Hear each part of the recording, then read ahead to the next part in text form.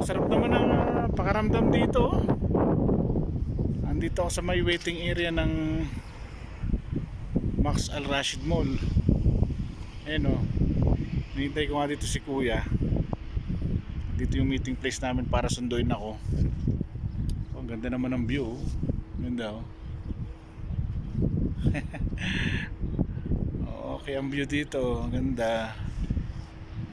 Ayun o, nakikita mo yung talagang liwanag. Ayun. Doon nagmumula sa dulo na yun si kuya. Kaya dito ako nag-aabang para makita agad niya ako. Wow, good place. Very very good place. Yun. May unahan andun. Yun.